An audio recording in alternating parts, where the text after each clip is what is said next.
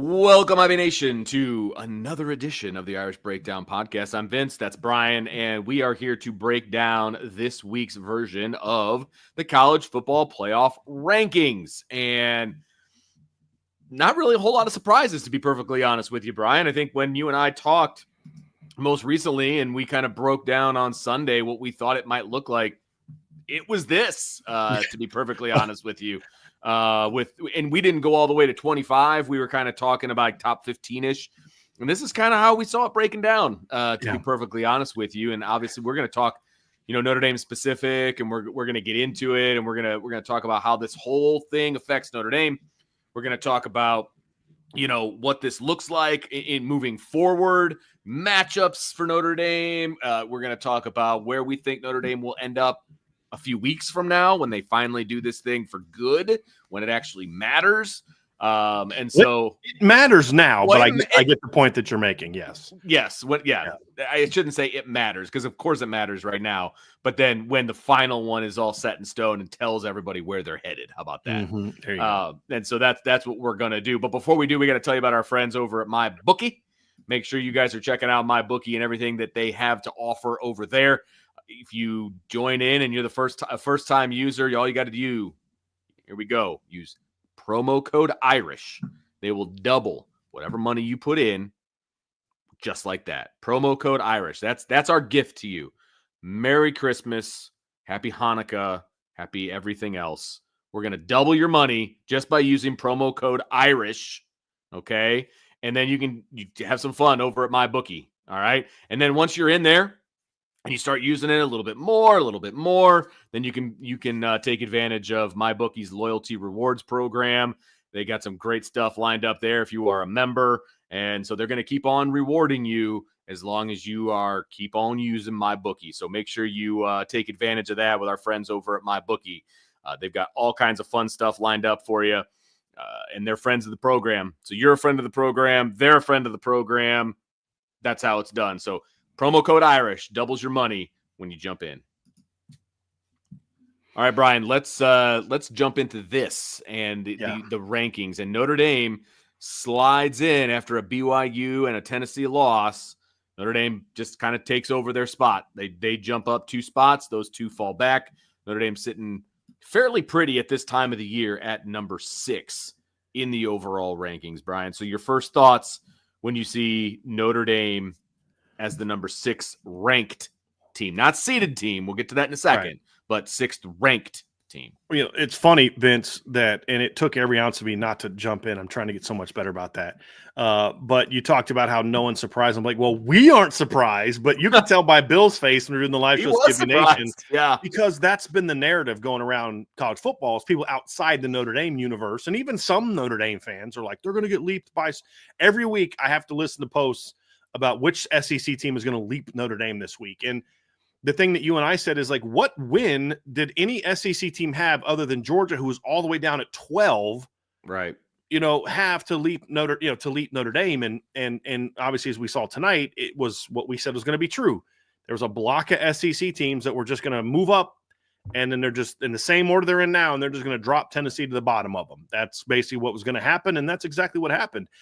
And now Tennessee is out. If the playoff were to end today, Tennessee is out. They'll have plenty of chances to get back in. I mean, there's going to be some teams ahead of them. And the way this season has gone, there's going to be some upsets. Somebody's going to get knocked out, whether it's, Penn State losing and everybody talks about, well, like if Indiana, loses to Ohio State, will they still be in? And I'm like, probably, but what about against Purdue the next week? I mean, how are they going to handle their first loss of this? I mean, who knows what's going to happen, Vince? And what happens if Georgia gets knocked off by Georgia Tech? I mean, in some sort of overlooking that team, thinking they're whatever type of deal. So a lot could still happen, and Notre Dame has 2 potential losses in front of them. They got 2 teams that could beat them if they don't play well. So, but no, I'm not overly surprised by that. Actually, the things I was more surprised by were some of the rankings at the bottom, like them putting Illinois back in. Yeah, Missouri, I still don't see how Missouri's still ranked. I just have no clue how Missouri is still conference ranked. That they're in. I get that, but they suck, and they've sucked for a while. You've got. I mean, Missouri's in at 7-3. I would make a case that Syracuse has a better a better resume at 7-3 than they do. You know, you look at Iowa State jumps back into the rankings. Kansas State falls now. Like the Big 12 looks so much different now than it did a couple weeks ago when it was like, how's Kansas going to be? They've kind of faded down the stretch. Arizona State is on fire right now. You know, you look at the Big 10, it's 4 good teams and then a bunch of, after those. But Illinois somehow jumps up, and gets in the top 25. And it's a wild week, man, and just some really crazy games. I mean, why not Colorado State? I mean, they're 7-3 and undefeated in the Mountain West right now, and one of their losses was to Colorado. Another loss was to Texas, and another loss is on the road to Oregon State. If you're going to start just randomly putting group of 5 teams in there, then why not them? And I was disappointed that they knocked Washington State out after their loss this weekend to New Mexico. Okay, because they're still 8-2. You know what I mean? And they still have one of their losses was to Boise State. They still have a win over Washington. They still have a blowout 21-point win over Texas Tech. So it's not like they've gone out and just played an entirely group of 5 schedule. So I was a little disappointed to see them fall out. But those things were all kind of expected. I think BYU dropping all the way down to 14 was a little bit of a further fall than maybe I thought. But what it tells us is they were never that high on BYU to begin with. They just kind of felt obligated to put them up there, and now they've fallen down. And now there's just a big cluster, Big 12 teams that's going to determine what's going to happen. And then it puts a lot more pressure on that. There's a lot more at stake in that Arizona State BYU game this weekend now. Yeah, Arizona State's hot. Yeah. But after that, I mean, there weren't a lot of surprises. But you and I kind of expected this. Yeah, I want to talk about a couple of the things that maybe not surprised me, but stuck out, I guess is the best way to put it. I was a little surprised that they leaped Alabama over Miami, but that's just a flip-flop situation. I thought Miami would still maintain and be ahead of Alabama just because that's how it was ranked last week, and Miami was on a bye, and they got leaped, right? And so that was a little bit interesting to me. And they beat Mercer. Right. So, like, is it right. their win over Georgia means more now because they beat Tennessee? Yeah. But then it's like, well, then doesn't their loss to Tennessee now look worse because, you know what I mean? Like, it was kind of like, you know what it was, Vince? It's kind of like a couple weeks ago when they leaped BYU and Indiana ahead of Tennessee for no reason whatsoever. Yeah. Like, maybe they corrected a mistake. Like, they should have had Bama over Miami anyway, in my opinion. And that's fair. And maybe they just corrected the mistake like they did the week before with BYU and Indiana over Tennessee. Well, and the other thing that stuck out to me then, and this is a small thing, but BYU and SMU, I would have had them flipped just because of the head-to-head. Right. And, maybe that's splitting hairs or whatever because it's just one spot difference. But there was you have a head-to-head. That should always, to me, that should most of the time be the overall tiebreaker. If you're trying to put a team like right next to each other, so that one kind of surprised me a little bit. We'll get back to Notre Dame in a second. I just wanted to say this about Miami. I just had a thought. Okay. I wonder if what hurt Miami wasn't so much anything that happened to Alabama's resume as much as it was Louisville getting beat. Yeah. And now Miami doesn't have a top 25 win. Right. And maybe that was the thing that vaulted them ahead, because unlike Penn State, who barely has a top 25 win, and we'll see if it stays, they at least have a good loss that they can build around, whereas Miami lost to an unranked team. Yeah. So I wonder how much that factors in. Although Ole Miss lost to 2 unranked teams, but, that only matters in non-SEC leagues. But perhaps that was it. But Notre Dame. Well, before we jump into Notre Dame, I just want to throw one more thing out there. Mm-hmm. Conference breakdown I thought was very interesting at this point in the season, right? We're in the middle of November, middle to end of November, right? And you've got 8 teams in the top 25 from the SEC. You've got 5 teams from the Big 10, 4 of which are in the top 5, right? So outside of the top 5, you've got 1.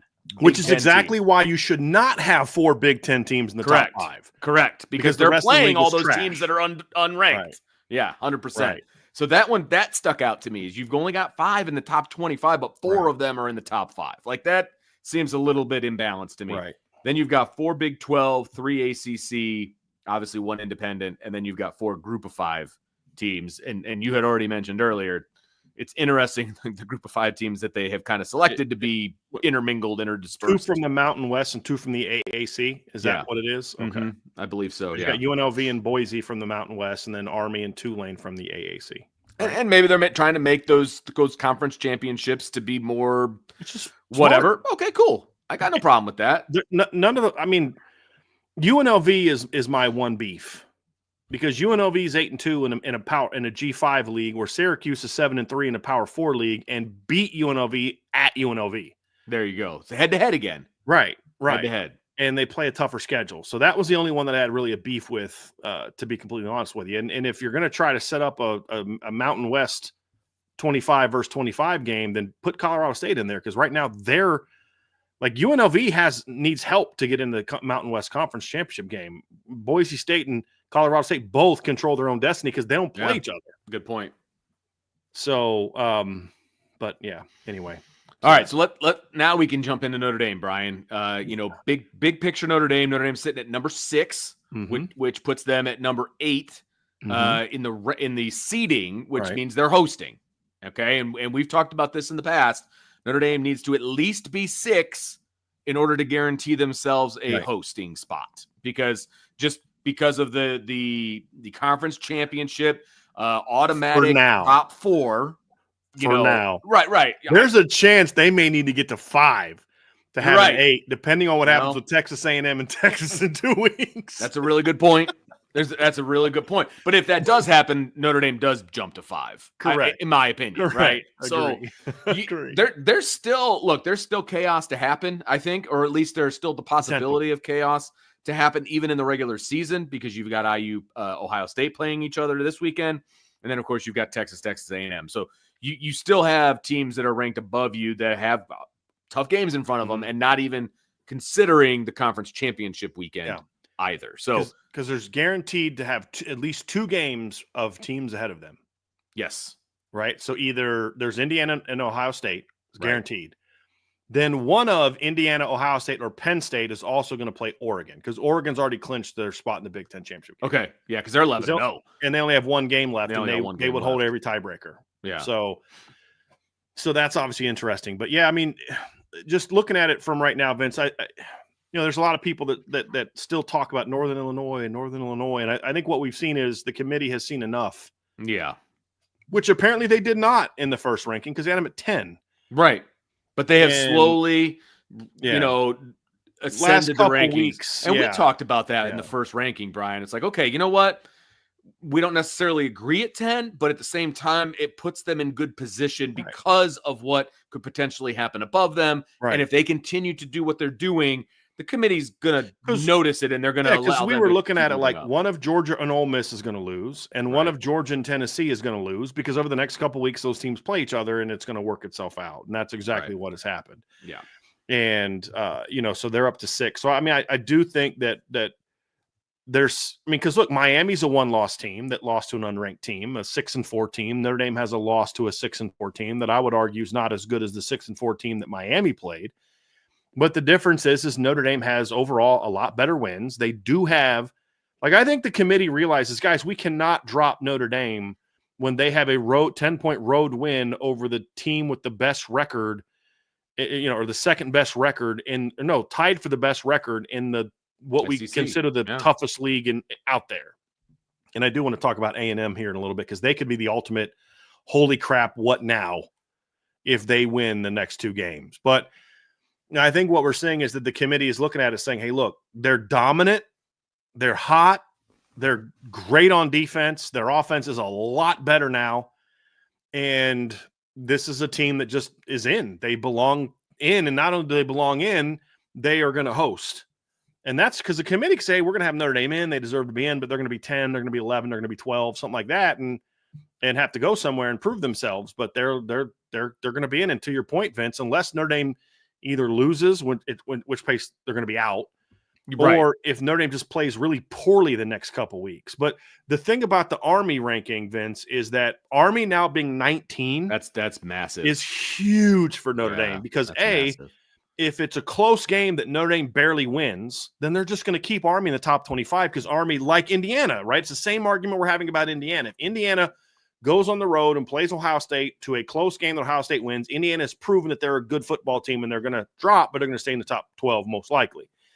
If Notre Dame and Army play in a close game, earlier today I'm thinking, that's going to knock them out of the top 25, and it's going to be an ugly this. And because they were only 24 going into tonight. Yeah. The committee jumped them up 5 spots to 19. So if it is a close game, then all of a sudden you have a case to keep Army in the top 25, which is smart for them, because then it's like, well, Army and Tulane are going to play each other, and you want to have Army have a shot to have that kind of high ranking in case the bottom falls out for Boise State and UNLV. You know what I mean? Because you're going to want 10-1 Army in there over the 10-3 Colorado State, if that's how all this case. Because think about this, Vince. If Colorado State beats Boise State and Army beats Tulane, then there's most likely you're going to have Army as the group of 5, as because you can't say, well, Boise's ranked higher. It won't matter. They didn't win their conference. Yeah, if they don't win their conference, it won't matter. Yeah, right. So it's going to be currently unranked Colorado State winning the Mountain West. Yeah, or so it's just the highest ranked conference champion. They're going to need to keep Army ranked. If it's we could even see a situation where they're going to keep Army ranked, even if Notre Dame blows them out. Correct. Because and not they're because still to help undefeated Notre in Dame. conference. They're still undefeated in their conference. Exactly. Not to help out Notre Dame, but they've clinched. They've clinched a spot in their conference title game. Right. Tulane and Army have both clinched. So it's more about okay, we need to make sure we're positioning those two. The winner of those 2 leagues needs to be in, which is why I could see Colorado State maybe jumping in if they win their next 2 games and finish 9-3 and play Boise State. But if Boise State loses to Colorado State, and and let's say UNLV's not in the Big 12, the championship game, UNLV can't get in either because they'd have to be in at large. So it's either going to be the winner of the Tulane SMU game, or Tulane Army game, or the winner of the Boise State game, or Boise State. Yeah, Boise State. If they win, they're in. Right. If they win out there. What I'm saying is the winner of the Mountain West, to me, it's the winner of the AAC gets in. Yeah. If Boise loses. Correct. Colorado State doesn't jump in all of a sudden. Correct. So it would behoove the committee to move Army all the way up to 19. And I believe it was 1 spot ahead of Tulane to keep that a matchup of ranked teams. And it's not even about puffing up Notre Dame's resume like we've accused the committee of doing in the past. This is more about they need to protect themselves to make sure that the 12 seed isn't an unranked team. That's what it boils down to. So that makes it very interesting, Vince. And it does impact Notre Dame indirectly. So, and I don't believe the Army-Navy game will have anything to do with it. It's going to have 0 impact because everything's already going to be set. The weird anomaly of scheduling, the way they do the Army-Navy game, it's so late in the season, everything's going to be set. To be honest with you, yes, Army-Navy is super important to Army and Navy. Mm-hmm. I totally get that. But if Army makes it into the playoff, I'm interested to see how they play against Navy, to be perfectly honest with you, because I'm resting dudes. I'm sorry. I'm resting guys. Let's try to make a run. You know what I mean? They would have a playoff game in a week. A week. It's December 14th is the Army-Navy game, I do believe. Yeah. And the playoff will be the following week. Yeah. Now, I may not rest everybody, but I'm sitting Bryson Daly. That's what I'm saying. This is what I'm saying. I mean? Yeah, 100%. So, yeah, 100%. It's very interesting. So that does impact Notre Dame, Vince. And so I thought that was big for Notre Dame's resume, because right now Notre Dame only has 1 win over a top 25 team because Louisville correct out, and that hurt their resume. The other thing too is there's 2 chances for Notre Dame to have teams jump back in. Well, 3. I still think there's a chance that Louisville could jump back in at the end if they win their next 2 games, because they would have to beat Kentucky. I think they play Kentucky at Kentucky. They do play Kentucky at the end. Right. It's their last game. I know they play, but I think it's at Kentucky. It is at Kentucky, and they host Pitt. Right. They host Pitt. Look, I know Pitt is not trending in the right direction, but they still have a decent record. Yeah. And so if they win both of those games, there's an absolute good chance that Louisville could sneak into that one of those 20 spots towards the end of the rankings. Absolutely. And then the other one's Georgia Tech, because if you look at Georgia Tech right now, Vince, they're 6-4. They just beat Miami. They have a loss to Louisville, who's good, a loss to Notre Dame, who's good. They play NC State this weekend, and then they play at Georgia. Obviously, if they pull that upset off, they're going to jump into the top 25. That's unlikely, but I'm just saying there's at least 3 teams that Notre Dame has played that have a shot to jump back in. I think Navy is now officially out no matter what they do, because of how they just got and their quarterback got hurt, and then it was all downhill from there. Right. Like they got annihilated. That's the problem with Army and Navy. They don't have the kind of depth that you need. And when you sustain an injury to your quarterback, especially in that offense and what they're trying to do, you're sunk. Not, pardon my pun for talking about Navy and saying they're sunk, but that's a tough thing to overcome. And they couldn't against Tulane. I mean, it was 35-0 and that game was over quick. So absolutely agree.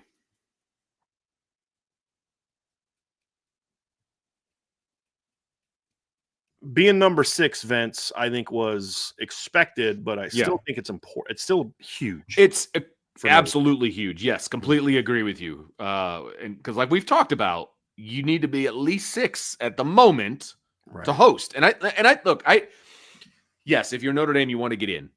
That's the floor, right? You want to get in, and a lot of times you don't care necessarily how you get in, where you are, but I think this Notre Dame team cares, and I think it's important for them to care where they get in. They're good enough to care. Like some teams aren't good enough to care. Some teams just want to get in and figure it out once they're in. Notre Dame's in a different scenario, Brian. They have to care where they get in, and I think being ranked 6 is a good spot to be. Like I said, because that means you're hosting. I think Notre Dame hosting a game. We talked about this in the other show, and I think it does bear some repeating in this show, Brian. As of now, and this, when we're talking about today, we're not projecting at this point, okay? We're talking about today. Every single first round game is hosted in a Midwest northern stadium. Tell me that's not an advantage. I'm not saying it's the be-all, end-all, and all those teams are going to win. That's not what I'm saying. But it's still an advantage to host on your campus on December 20th or 21st in the north. And you're talking about bringing in an Alabama to South Bend. You're talking about bringing it to Georgia, to Penn State. You're talking about bringing an Ole Miss to IU, BYU to Ohio State. Right.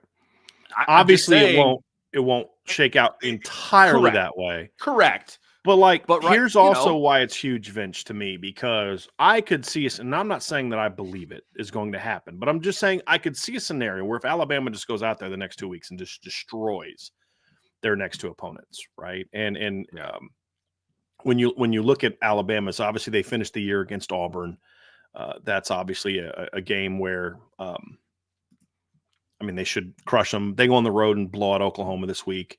And Notre Dame beats USC by a touchdown and beats Army by a touchdown. I would not be shocked if the committee flipped Alabama and Notre Dame. I wouldn't. I don't agree with it, but I wouldn't if Notre Dame plays close games. If they play 2 close games. If they struggle. Right. Now, why this 6 matters is because of all the games between teams ahead of them. One of them is going to fall behind Notre Dame. So now, if that happens, and let's say Ohio State beats Indiana, okay, which I think is going to happen, but I do think Indiana has a shot to give them a game. But let's just say Ohio State wins that game. Indiana could stay in, but they're going to fall behind Notre Dame. There's no way they're going to have Indiana over Notre Dame. No and I don't see how it's going to be that's going to be the case, right? So now if Bama flips you, you're still hosting.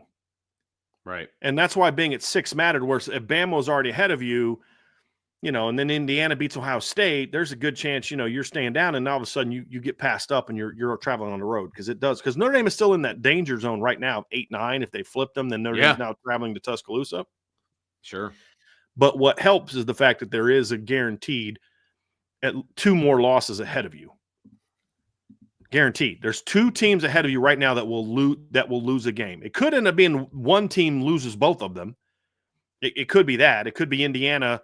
Ohio State loses both, but that's where we're at. Is the odds of them staying at 8 are slim now as the seeding, because of the fact that they're now in what's left to play. So now Notre Dame is in much more of a win and you're in and you're hosting situation than they were before, where they still needed to win big. Yep. And I still think they need to make a statement and still host. Yeah. Agree. Yes. Agree. The margin is not as thin as it was. But if you're trying to really make sure not only that you are hosting, but maybe your second round game is a little bit more advantageous to you, right? You need to continue to make a statement in both of these games. And of course, look, that's going to be the goal for Notre Dame. There's no doubt about it. They're not just being like, oh, we're up by a field goal, let's just sit on it and just take this dub. Like, that's not at all going to be the mentality. But you're right. The margin for error is is wider as long as you still win, right? I think that's the goal and the key, obviously, to this whole thing. But yeah, I think 6 is very appropriate right now, especially considering the number 2 and the number 5 are about to square off here in a few days. Like Vince, look, I think Notre Dame's a better team than Indiana. And if they played Saturday, I'd expect Notre Dame to win and win by 10 or more. But the reality is Indiana has played Northern Illinois caliber teams and beat them. And beat them badly. And so even though they haven't beaten anyone as good as A&M, I don't even know that they've beaten anyone as good as Louisville or Georgia Tech, if we're being honest. Agreed. That huge difference in undefeated versus lost to a MAC team is why I'm okay with Indiana being ahead of them, because they're going to get a chance to prove that themselves they're legit or not on Saturday. Yeah. And they're overrated. They may be, but right now they're not only winning games, but they're blowing. We can't sit here as Notre Dame and say, well, yeah, I know that they lost that game, but they're just killing everybody, and then not allow Indiana to have that same exact argument. Now, they haven't beaten teams as badly as Notre Dame has, as consistently as Notre Dame has. They've got multiple 2-touchdown wins and the 5-point win over Michigan, but they still have blown out a lot of teams. Sure. That's the reality. Yeah, so, and look, they deserve to be where they are right now. In fact, I'm fine with it. Exactly. I would honestly, if I was making the rankings right now, I would have IU over Penn State because they're undefeated in the same league. Like that's what I would do. Okay, now if they go and lose to Ohio State, then we have a different conversation. But as of right now, I would have them above Penn State. I would, and you could make the case. I don't think I would do it. But you could make the case, since they are undefeated, of putting them ahead of Ohio State. Okay. And then they're going to play each other and settle it on the field. Cool. Like, you know what I mean? So, like, I would even be okay with that. Having them behind Ohio State is atrocious to me. I don't understand why that is even the case. And I don't want to go down the Penn State road, because we've made the case for Penn State not being where they are, but it's not going to change anytime soon. I think there's a possibility as we project forward. I think there is a possibility if the committee does what I hope that they do.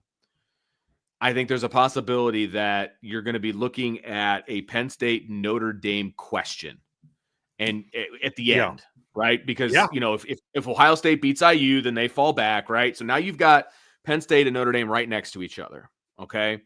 And I think once Notre Dame plays USC, if that game goes the way we hope that it does, or I'll say hope, and they beat USC by a couple touchdowns, or, they're in control the whole time, double digits, let's even say, then I think you have to look at both teams' resumes at that point, right? You've got two common opponents that were both played at the exact same place, right? Right now, we already know that Notre Dame beat Purdue worse than Penn State beat Purdue. And then you're going to look at the USC game. Significantly so. Yeah. Well, yes. A 30-point difference. Correct. Significant. Like that. Check. Notre Dame. They beat, am I doing the math? No, 20-point difference. 59 versus 39. Yeah, there you go. 20-point difference. 66-7 versus 49-10. Right.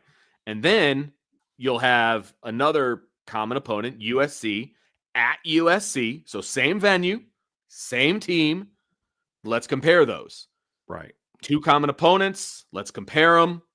I think Notre Dame was going to get a check mark for both of them. I think then you have to bump Notre Dame above Penn State.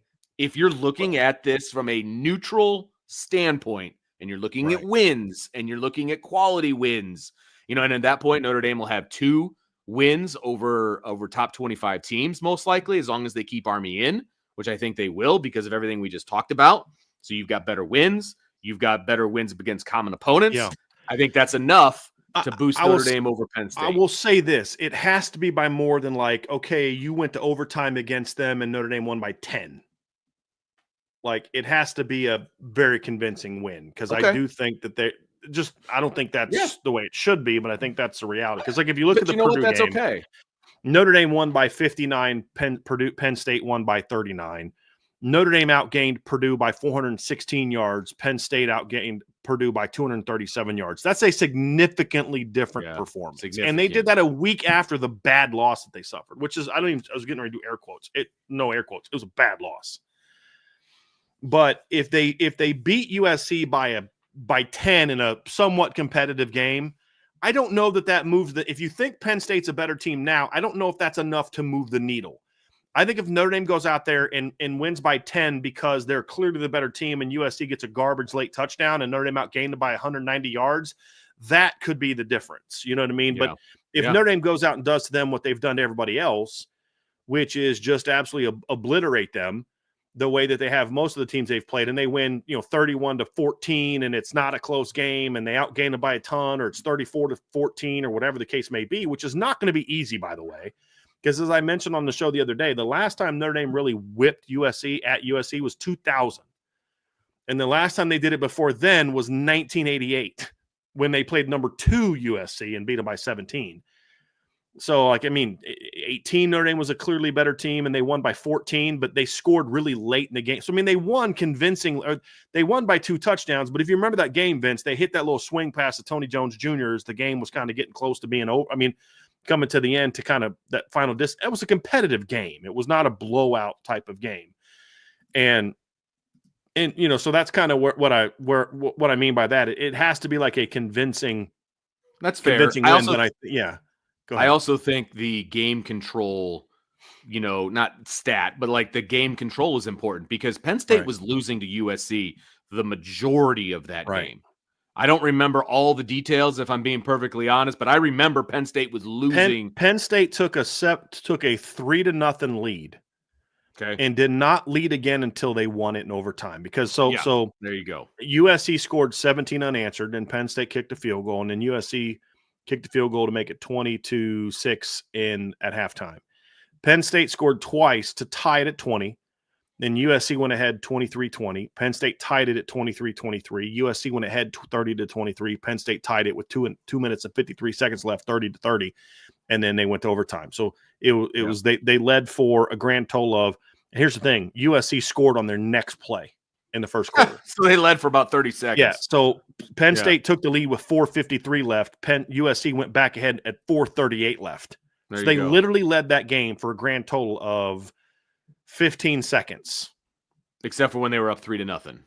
No, I'm including that. Oh, gosh. Okay. Because no time comes off the clock when you kick the game winner in overtime. They literally led for 15 seconds in that game. So I do think, again, if the committee is doing their job, they have to look at the game control too. Right. So, if Notre Dame is in absolute control of that USC game the entire time, I think they do need to win. I think the score matters. I'm not saying it doesn't. I think that we could even see something happen before we get there. Yeah. If Notre Dame blows out Army and Penn State struggles with Minnesota, right? Because here's the thing that a buddy of mine who's a very sharp guy and really looks at this stuff said to me last week. He goes, I have a hard time seeing Penn State at 4 and Notre Dame in 8. Like, how are you going to get from all the way 8 up to ahead of Penn State? And I was like, well, you're not going to do it in a week. Right. It's going to have to happen over time as more teams get beat. Well, now it's 4 and 6. Yeah. Next week, it's going to be 4 and 5. Correct. But I could see a scenario where if Penn State goes out there and plays a 6-4 Minnesota team, and it's a dogfight. Yeah. By the way, when I use that word, I'm referring to the aerial dogfights, because I got to stop using that word, because I just got to stop using that phrase. But if just because I didn't even think about that. I always think of the military thing, but somebody said something there. It's like Top Gun. Yeah, just kind of. I'm like, man, because you know how I am about dogs. But anyway, if they just whoop them, just come out and whoop, Army, and Penn State struggles in Minnesota, I could see it then too. So it's a combination of factors, and that's where you start. Why does this matter? Why are we? Because then that's just between Notre Dame getting a 6 seed and playing the ACC champ or Big 12 champ or Boise, and being the 7 or 8 seed and having to play the SEC champ or the Big 10 champ in round 2. Oh, that's the difference. And to be honest with you, that's massive to me. Look, you're going to have to beat those teams at some point in time anyway. But 100%, 100%. 2 games first. 100%. I don't disagree with that at all. But if you're giving me the option, number one, I want to host. And number 2, I want to face either the 3 or the 4 in the second round, because that's either going to be the Big 12, the Group of 5, or the ACC, depending on how things shake out, right? So I want that to be the second round. And then after that, look, it's all good teams, and that's the way it should be in the playoff. Like that, exactly. I have it's no not problem being with afraid of anyone. It's just like, look, if you're looking for a better, because like at some point in time, you're either gonna have to beat Ohio State or Oregon. Yeah, you're gonna have to beat one of those two. Cool, if not both. Right. At some point in time, you're gonna have to beat one of the best teams in the SEC, whether it's first round, second round, third, semi, or maybe two of them. Right. But if you can make it to where you're not playing those teams till the semis and the championship game, there you go. Cool. Yeah, exactly. Cool. Get on a roll, and having to deal with all the travel and all of that stuff. Yep. I'm fine with that. You know what I mean? And then maybe you get, because if you're the 6 or 5, there's a chance you're playing Colorado or BYU in the first round at home. That matters. Yes. That matters. Right. So as 100%. Opposed to hosting Georgia or Alabama or somebody, Ole Miss or somebody like that. I mean, look, the chances of Notre Dame hosting an SEC team, in the first round, very strong, very high. Yeah. And I'm fine, cool. Because literally 9, 10, 11, and 12 of those 4 spots, 3 of those are most likely to be in ACC. The one thing, sorry, go finish, Vince. No, I'm with you. I was just looking at the rankings. That's where you run into that block of SEC teams. Here's the one exception. I know the committee likes to, budget's going to matter. I could see a scenario where they drop Indiana and try to match them up with Notre Dame. I could too. Because the millions they would save on travel, at least the hundreds of thousands they would save on travel. Because they pay for all the travel for these teams. Yeah. That's right. Yeah. It's a bus ride. It's not just travel. But it's also Indiana doesn't need to stay in South Bend for a week, maybe like they would if they were going down to play somewhere further away. If they don't, depending on how they treat it, they may treat it do they treat it like a bowl game or do they treat it like a normal road game? Sure. I think most of these teams are going to go out a couple days before. To be honest, because most kids won't be in school. Because like Notre Dame has finals that week, right? So they're not leaving. You know what I mean? Or mostly. I mean, there might be some finals they can do online or whatever. Right. But I am interested to see, because this is new for everybody, right? A bowl game on the 20th or the 19th of 21st of December is a new situation for all these teams and how they handle the travel and how they handle, treating that game. Is it just a road game? Is it one where you go up 3-4 days in advance and try to get, acclimate to the climate? Look, if you're Alabama, would you not want to come up to South Bend a few days in advance, have some practices in this weather, things like that to get ready? I would. If I was them, that's exactly what I would do. I'd be calling St. Joe High School and I'd be like, hey, can we use your field a couple different times because it's right down the road from Notre Dame? That's what I would do. They didn't ask me. So I'm very interested to see how some of these Southern teams specifically, if they have to come north, do they do it a few days earlier than they normally would? Yeah, you'd think they might want to do that and get acclimated a little bit. Like I said, I would. Some people said it's harder to go. It's just as hard to go south in the winter because it's so. I'm like, no, it's not, because in the in the north, Notre Dame has an indoor facility. They can go in there and crank the heat, right? Because they don't have an AC, but they have, I believe, a heating system. They got heat. Yeah, they do. And they could put that sucker at 80 and play and sweat all week and do all that. Is Alabama going to go and bring in a big cooling system and get it down to 30 and freeze their pipes and or just go north for a few extra days? You can't replicate that. Exactly. Like, hey, someone who lives in the north, I'm rarely cold in the winter. Do you know why? Because I stay indoors.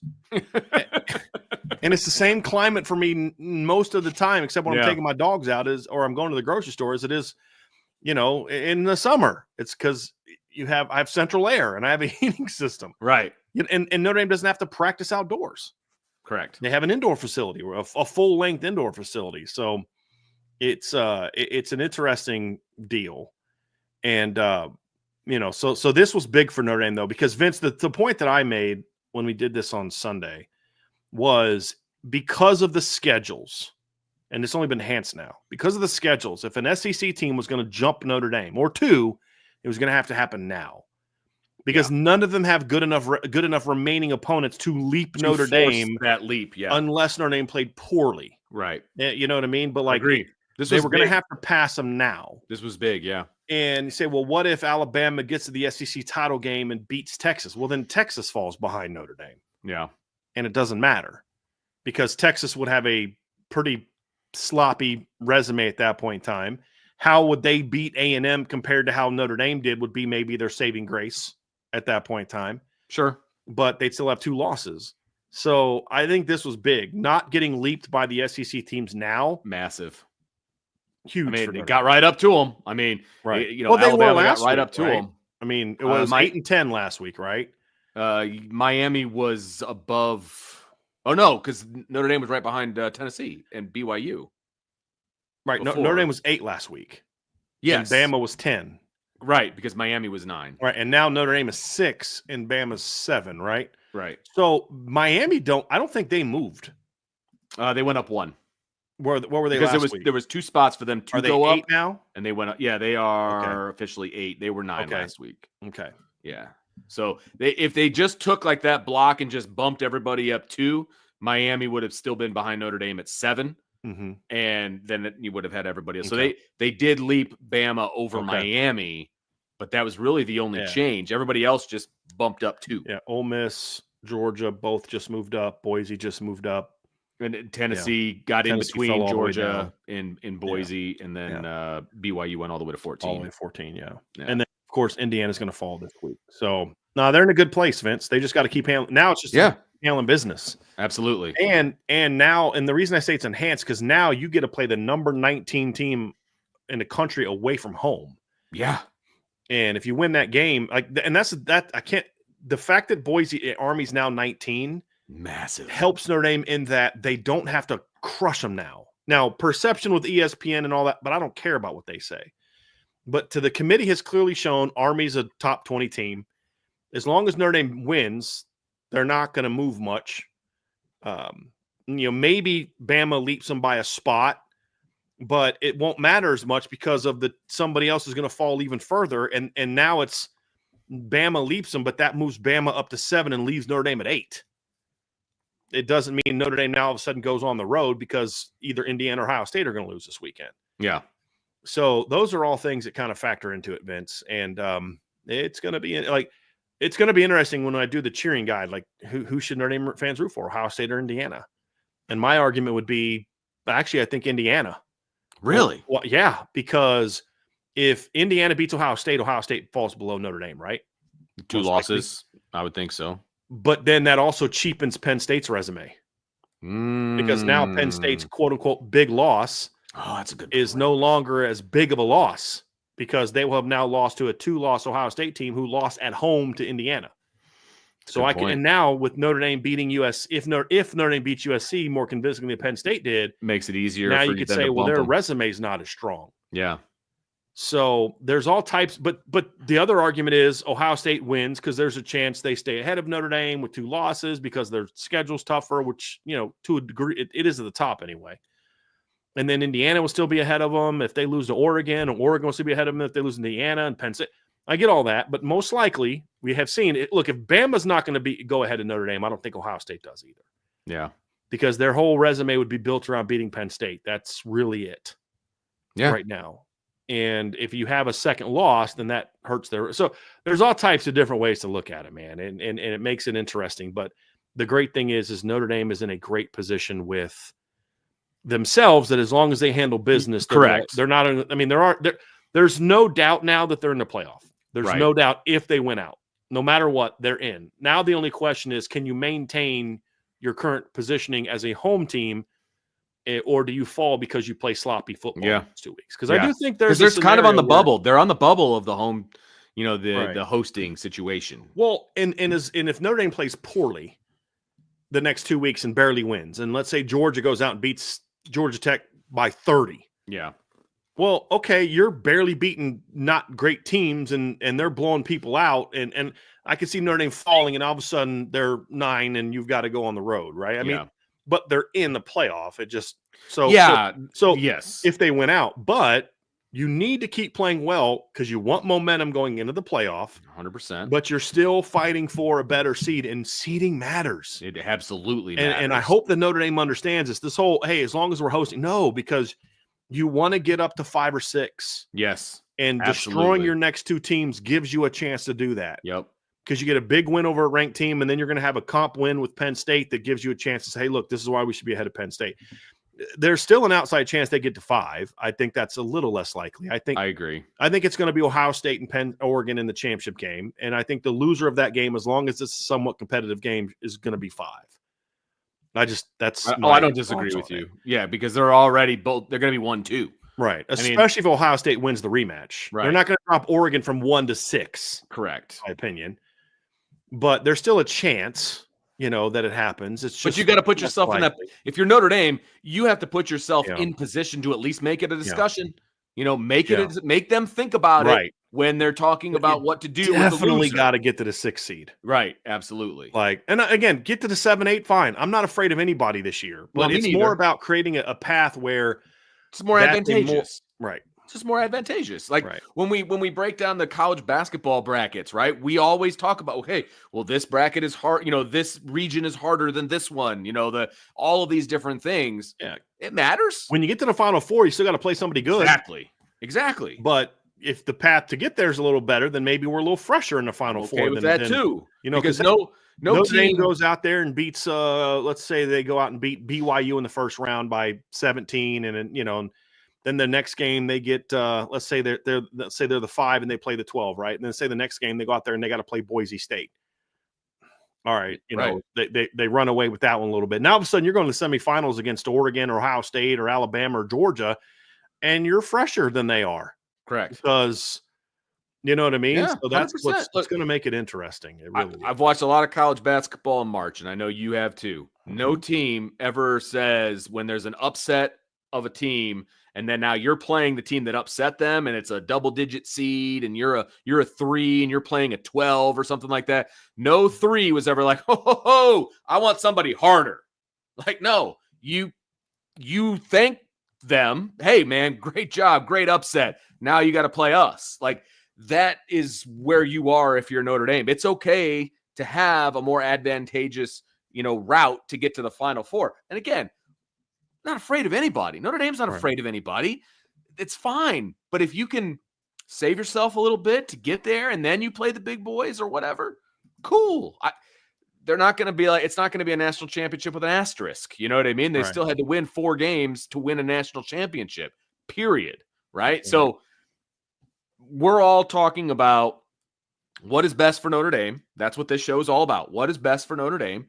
And that's where we're at, right? I mean, right now, being at the 6 is a good spot for Notre Dame. They still hold a lot of cards in this whole game of poker, in my opinion. They hold a lot of cards. They don't hold all the cards. They still need a little bit of help here and there to maybe get to where they want to be. Right.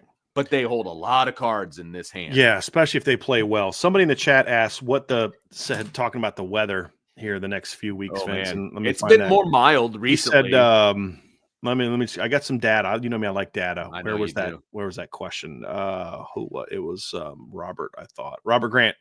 A home game in December for the Irish in the last couple of winters in Philly have been quite warm. How has it been in South Bend? The last 3 years on December 20th at 7:00 p.m. has been 38, 33, and 35. On December 20th. Around freezing. Yep. Right around freezing. Yep. And it only dips from there, by the way, because that's right. It's let's be honest. Right. It only dips from there.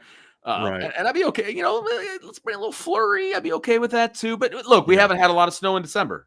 In recent years, we haven't. But it's cold when the sun goes down. It's in the 30s and 40s. Yeah, when the sun goes down, it's cold, man. Yeah. So and you're going to get some wind, and you're going to get some elements and some things like that. So look, no matter how you slice it, a home game for Notre Dame in the middle of December is an advantage. Right. Now, how much of an advantage is it? Well, that's up to Notre Dame. So got to execute and play football. Exactly. Yep. That's up to them. So, So yeah, we'll see what happens. But if you're giving me the option of hosting and not hosting, I'm taking hosting all day. Yeah. So yeah, and then the rest of the games are neutral fields. Exactly. So exactly. You had to go with the hat tonight though, Vince, because people were freaking out when I wore no hat on my show today. So did they really? That's really funny. So I was like, I'm not comfortable with this right now. There are still people working with the idea that I'm bald, and that's why I wear a hat. Oh, wow, really? Mm-hmm. I have a hard time seeing that, to be perfectly honest. Because you see me all the time without a hat. True. On. That's why. This is true. I have a hard time with that one. Have hair back here and everything. So, yep. So anyway, Vince, but I mean, it's good for Notre Dame. Yeah. Great place for Notre Dame. Agreed. I was, we'll have a lot more to say. Georgia being where they are, I'm not surprised by that either. I know a lot of people are. I think there's still this universe where people have, I think a lot of people have only watched Georgia play 3 games this year. That's what I believe. I believe there's a lot of people that watch Georgia play Clemson. Yeah. There's a lot of people that watch Georgia play Bama, and a lot of people that watch Georgia play Tennessee and didn't watch Georgia play and Texas, I should say. So 4 games, and maybe didn't watch Ole Miss or also watched the Ole Miss game. And their thought is, well, they looked great in those 4 games, 3 of those 4 games, even the Bama game, but they didn't watch them play Kentucky. They didn't watch them play Auburn, didn't watch them play Mississippi State, didn't watch them play Florida. And they're thinking like that's who Georgia is. And that's the problem. Is they've only seen them play in those games. And the fact is Georgia has much more of a variance week to week than Bama has. Bama had a really bad 3-game stretch. They really right bad. in the middle of and their a lot season. of that was because Carson Beck wasn't playing real well. No, Bama. Oh, I'm Bama. sorry. I thought you were talking about Georgia. No, Bama. Bama had a rough 3-game stretch where Vanderbilt beat them, Tennessee beat them, and then they beat South Carolina in between that. But outside of that, they've crushed people. They beat us. I think Western Kentucky's now 6 or 7 wins. They beat them 63-0. They beat South Florida, who might get a bowl game, 42-16. Beat Wisconsin on the road, 42-10. Blew out Missouri, who's a top 25 team, 34-0. Blew out LSU, 42-13. Blew out Mercer, 52-7. And if they blow out Oklahoma and Auburn, like Bama had a rough 3-game stretch where Georgia's been far more inconsistent. Even, you beat Clemson, you blow them out, you blow out Tennessee's Tech, and everyone's talking about how they're the best team in college football, and then you struggle and you barely beat Kentucky. Then you get a bye, go play Alabama in a game that, we debate this all day long, but Bama let them back in that game by getting out of what was working so well to be up 28-0. Mm-hmm. They played very poorly against Auburn, pulled away late. It was a sloppy game. They struggled against Mississippi State, and then they blow out Texas and then come back another bye and struggle against Florida. And if it wasn't for DJ Lagway getting hurt, I don't know that they win that game. And then, of course, they go on the road and just get obliterated by Ole Miss. So, this has not been a consistently good football team. The fact that their schedule is so hard is why they're 10th. Right. And it's the same thing with Notre Dame. You're not taking into account the Northern Illinois loss. Yes, I am. That's why they're 6th. Because if they didn't lose to Northern Illinois, they'd be 2nd or 3rd at worst. Yeah. But an undefeated Notre Dame team is probably ranked ahead of Ohio State. I agree. Because of how they're just crushing people. Yeah. But at worst, they're 3rd behind Ohio State. At worst. So you are taking into account that game. But in every other week, Notre Dame has been a dominant football team. Right. Where Georgia has had 5 or 6 weeks where they just didn't look very good. Mm-hmm. And that's the difference. Where Bama had that little 3-game stretch. And outside of that, boy, they have been dominant.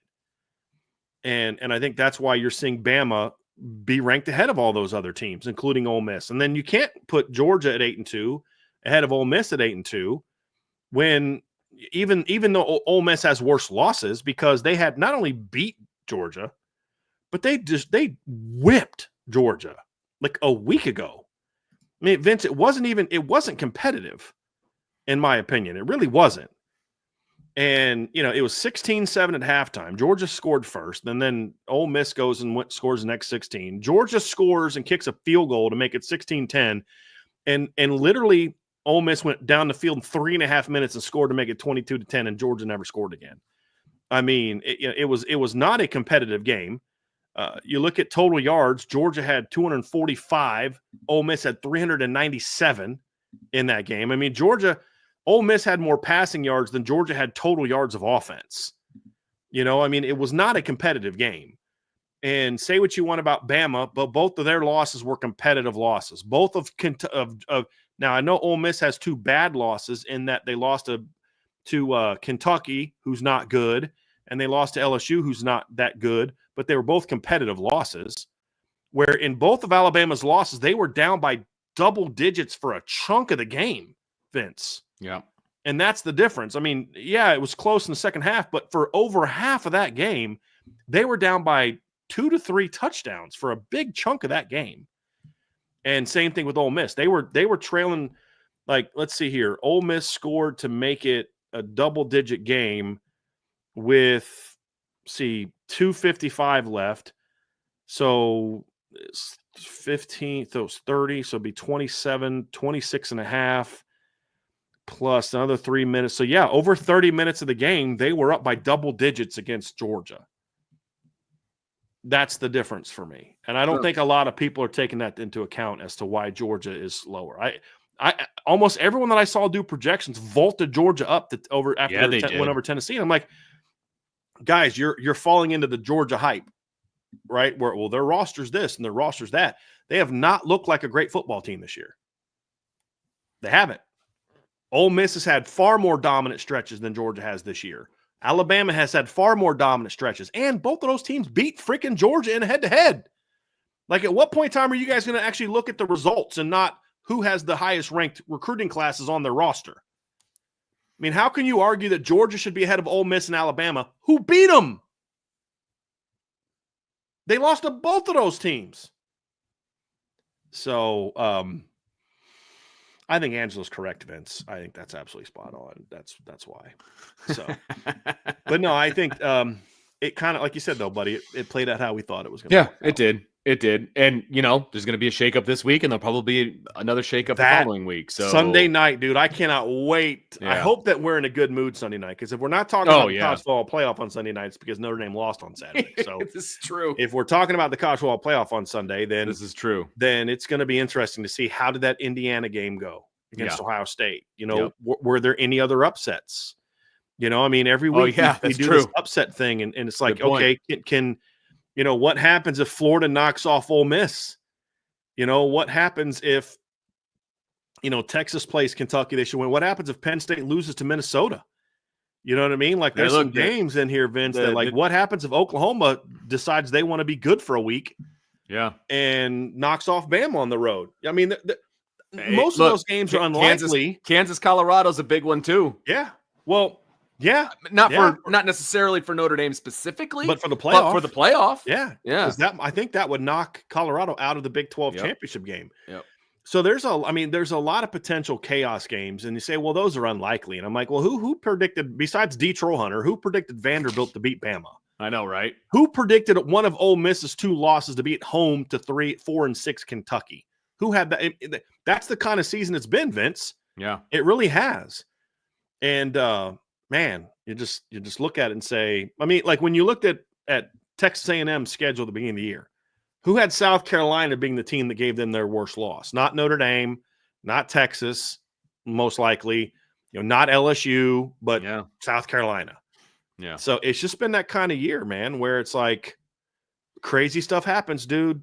Crazy stuff happens. And I just doubt that now that we're in the last 2 weeks, all of a sudden the craziness is going to stop. You just got to hope if you're Notre Dame, you're not part of that craziness anymore. You've already had enough crazy. You've had enough crazy to last you for a whole year. Correct. Back on September 7th. Yep.